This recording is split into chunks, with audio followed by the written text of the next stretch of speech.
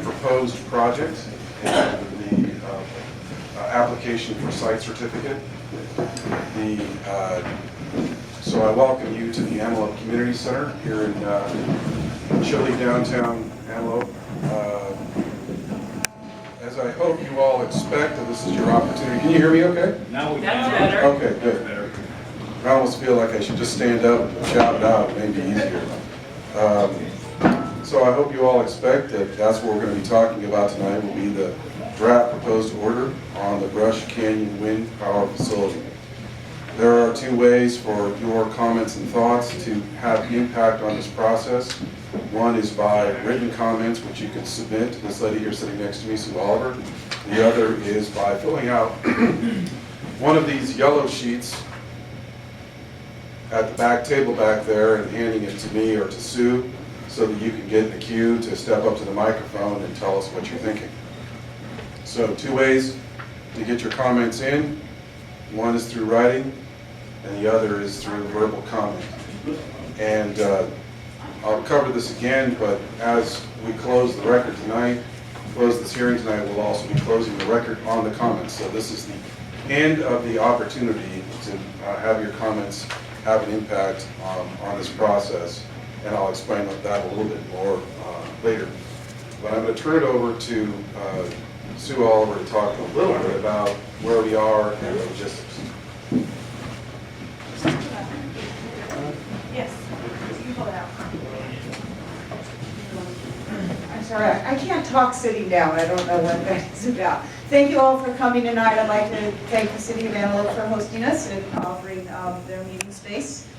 We had quite a turnout. I'm sorry if everyone couldn't quite find chairs. We can probably move more in. If there's any people, there's some empty seats. You know, there's a whole front row that no one ever sits in. Two there, three over there. I can't convince anyone to take more than that. No one ever wants to sit in the front seat. And I swear that I sat in these chairs in 6th grade. So I'm having flashbacks. I just wanted to point out there's an exit up the stairs and out the door, and there is another exit around here in this corner. The restroom is a little upstairs, and right to your left is the first one. I understand there's a second one. I haven't found that one yet. Other thing that I just wanted to mention, this is Shiloh Ray. We are both, Shiloh and myself, are from the Hermiston office of the Oregon Department of Energy. Shiloh's our administrative assistant in the office, and I am what's called an energy facility siting analyst. Louder. Louder. Do we need to turn up the speaker, or I need to be closer? And just one last thing, and I forgot to warn Mr. Shuba that I was going to make this announcement. A part of this project, okay, that's working. I can hear myself. The Bonneville Power Administration, part of this project is an interconnection with a substation.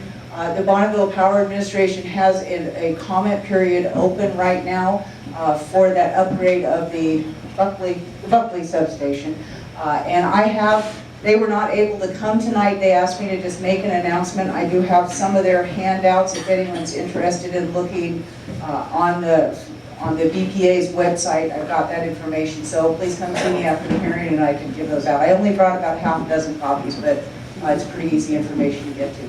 I'd also like to point out that Mike Gretchen, representative of E.ON, is here this evening, and he has agreed that if people want to talk to him after the hearing, he and his staff will stay around to answer any other questions that anybody has. I think that was it, and going back to Mr. Schmidt. Thanks. If you think of anything else, go ahead and give me a kick, and I'll give you the microphone back. So what we're here for tonight is that there was a draft proposed order that was issued. It was also posted on the Energy Facility Siting Council's website.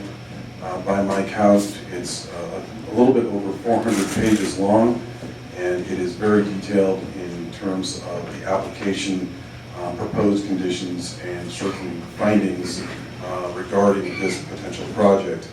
The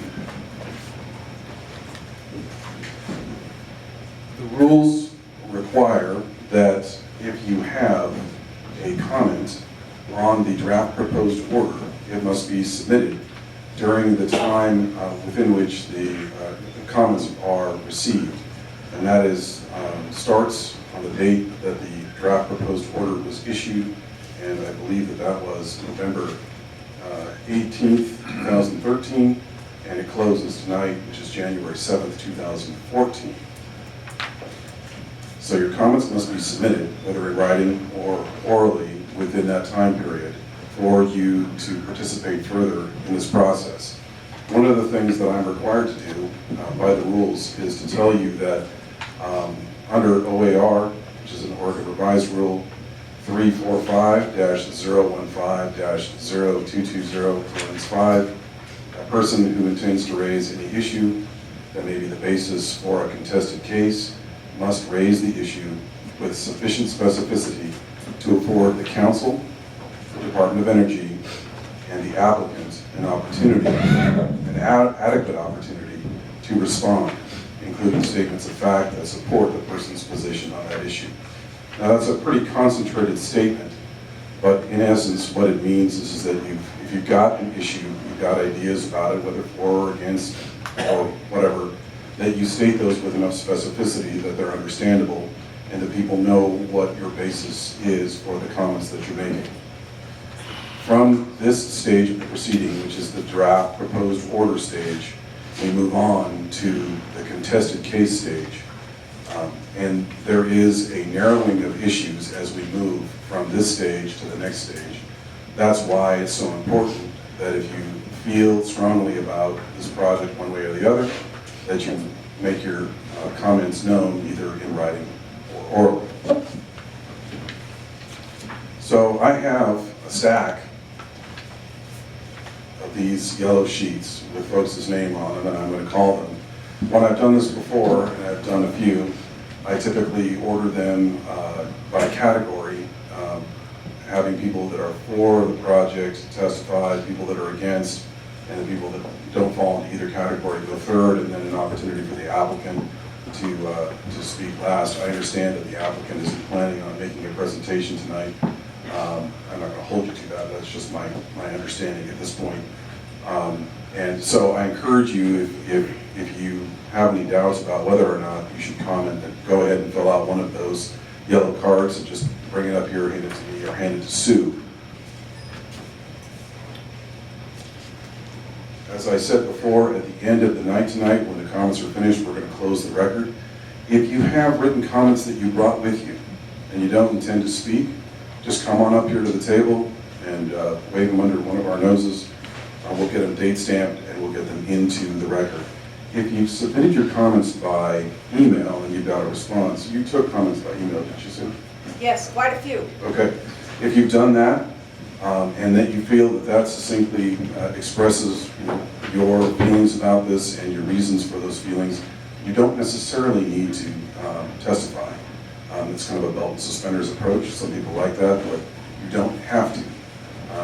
But like I say, this is your opportunity to express yourself, and so as long as you let us know, we'll make arrangements for you to either testify or to have your comments, your written comments, stamped into the record.